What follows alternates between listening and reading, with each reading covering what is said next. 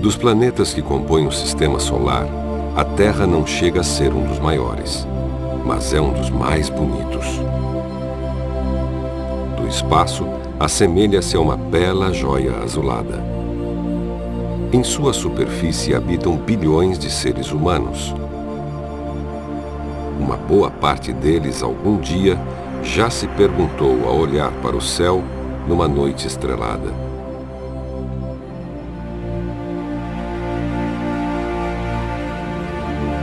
de onde veio tudo isso?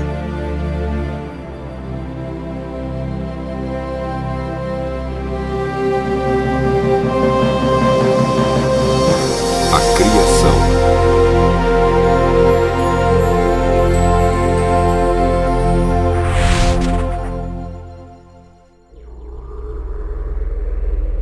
No princípio criou Deus os céus e a terra. A terra, porém, estava sem forma e vazia. Havia trevas sobre a face do abismo, e o Espírito de Deus pairava por sobre as águas.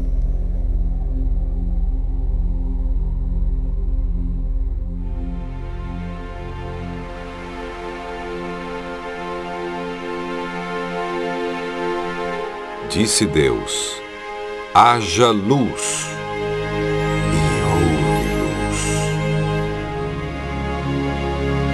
Começava o milagre poderoso da criação. A luz rasgava as trevas como um tipo especial de energia que não necessita de um meio físico para se propagar. Seus raios velozes seguiam a 300 mil quilômetros por segundo no vácuo espacial, até chegar ao planeta coberto pelas águas, inundando-o de claridade e revelando toda a beleza da joia azulada, pairando silenciosamente no espaço. E viu Deus que era boa a luz. Deus chamou a luz dia e as trevas noite. E foi a tarde e a manhã do primeiro dia. E disse Deus: haja firmamento no meio das águas e separação entre águas e águas. No segundo dia, a atmosfera da Terra foi planejada para manter a vida com os gases na proporção certa. Saturno, por exemplo, é tão grande que seu campo gravitacional retém enormes quantidades de hidrogênio e hélio.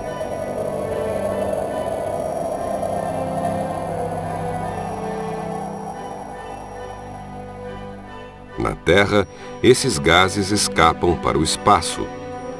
Mercúrio é tão pequeno que seu campo gravitacional não consegue reter gases, portanto, praticamente não tem atmosfera.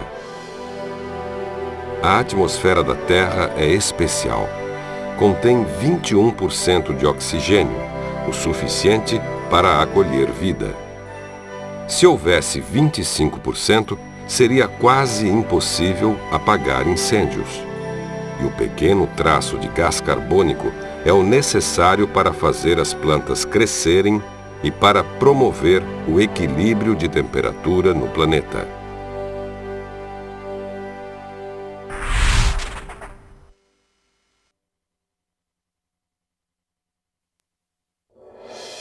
Disse Deus: ajuntem-se as águas debaixo dos céus num só lugar, e apareça a porção seca.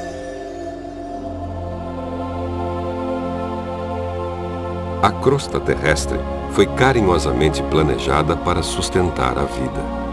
Ela contém os elementos essenciais, como hidrogênio, nitrogênio, carbono, oxigênio e outros. Além disso, nosso planeta é o único conhecido com água suficiente em estado líquido. A água é o milagre químico da união de dois gases que formam um líquido. É a água que transporta os nutrientes em nosso corpo, ajuda a regular a temperatura da Terra e possibilita reações químicas indispensáveis à vida.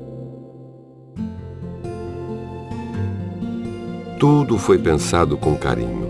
como os pais que preparam o berço para a chegada do bebê. E disse Deus: produza a terra, relva, ervas que deem semente e árvores frutíferas que deem fruto.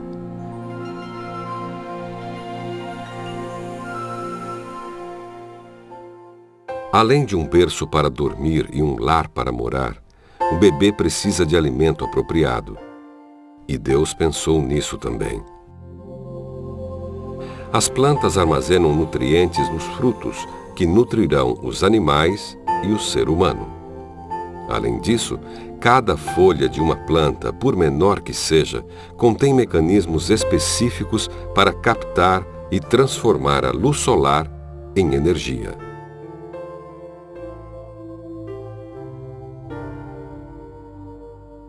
A folha é como um laboratório de última geração, que percebe a mudança da duração dos dias e desencadeia funções que determinam se está na hora de a planta dormir ou crescer. Esse laboratório também faz preparações químicas que são necessárias para a planta viver, produzir frutos e sementes.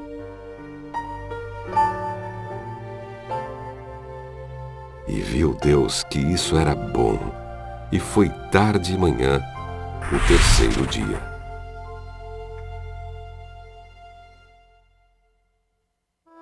Disse também Deus: haja luzeiros no firmamento dos céus, para fazerem separação entre o dia e a noite, e sejam eles para sinais, para estações, para dias e anos.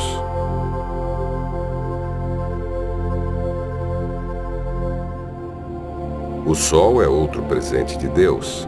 Ele é muito importante para a vida na Terra, atuando como motor da dinâmica atmosférica e oceânica e fonte para a fotossíntese das plantas. Cerca de 70% da energia irradiada pelo Sol situa-se entre os comprimentos de onda de 0,3 a 1,5 micron, correspondente à banda da luz visível, acrescida do infravermelho e da luz ultravioleta. Essa é exatamente a faixa da radiação necessária à manutenção da vida. A distância da Terra ao Sol, a velocidade de rotação do planeta e a quantidade de radiação emitida pela nossa estrela também foram finamente ajustadas pelo Criador, de tal forma a possibilitar a temperatura adequada para os seres vivos. A Lua tem tamanho suficiente para fazer com que as marés oceânicas permaneçam em movimento sem, contudo, submergir vastas regiões terrestres. Ela orbita a Terra a uma distância que minimiza qualquer mudança na inclinação do eixo do planeta, garantindo assim estabilidade ao clima. Se estivesse mais próxima, poderia cair sobre a Terra. Mais distante, escaparia da órbita terrestre. Tudo foi finamente regulado e planejado com cuidado. Uma máquina celeste perfeita. E viu Deus que isso também era bom. E foi tarde e manhã, o quarto dia. Disse também Deus: povoem-se as águas de enxames de seres viventes, e voem as aves sobre a terra, sob o firmamento dos céus. No dia em que os peixes e as aves foram criados, o mundo se encheu ainda mais de cores e alegria. Além das variadas formas e matizes, os seres marinhos revelam detalhes de um projeto surpreendente.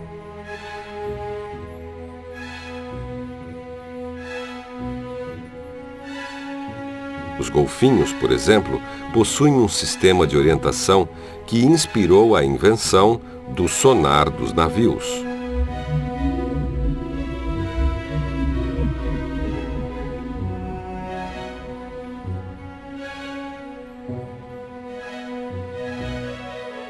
Que variedade, Senhor, nas tuas obras! todas as fizeste. Cheia está a terra das tuas riquezas. Eis o mar vasto, imenso, no qual se movem seres sem conta, animais pequenos e grandes.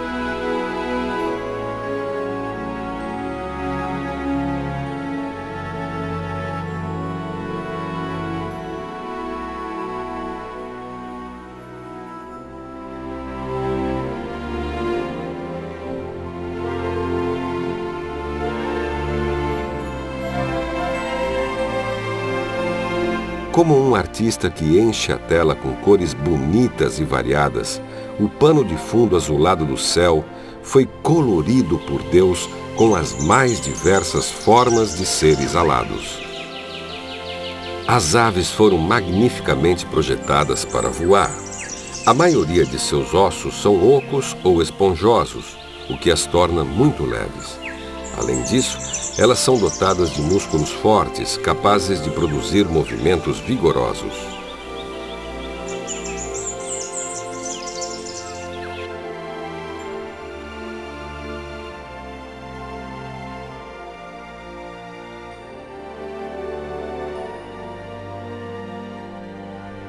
Os peixes e as aves proclamam que Deus é Criador.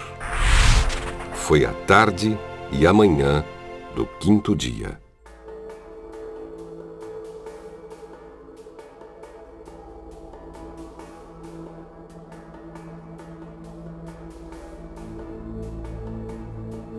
Disse também Deus: produza a terra seres viventes conforme a sua espécie, animais domésticos, répteis e animais selváticos, segundo a sua espécie.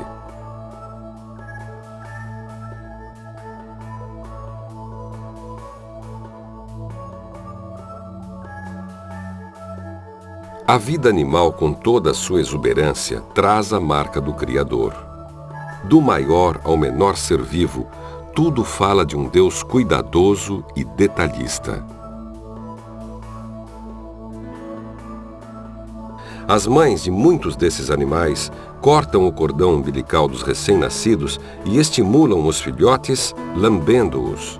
É o tipo de comportamento que tinha de estar certo na primeira vez, levando-nos a crer que esses animais foram criados com esse importante instinto de sobrevivência.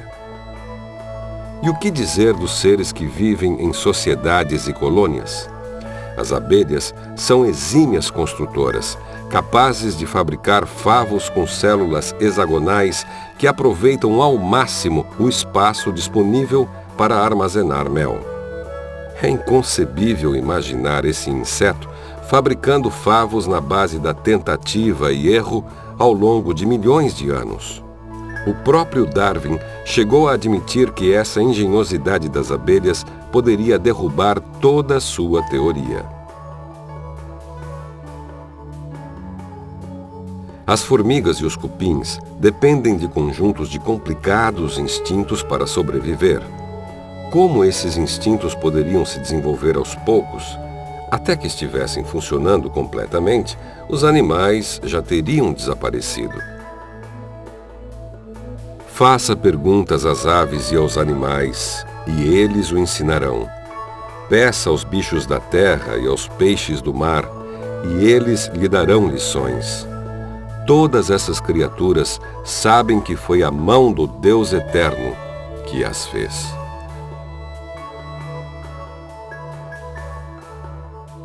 Todas essas máquinas supercomplexas falam de um Deus Criador. Elas foram criadas no sexto dia.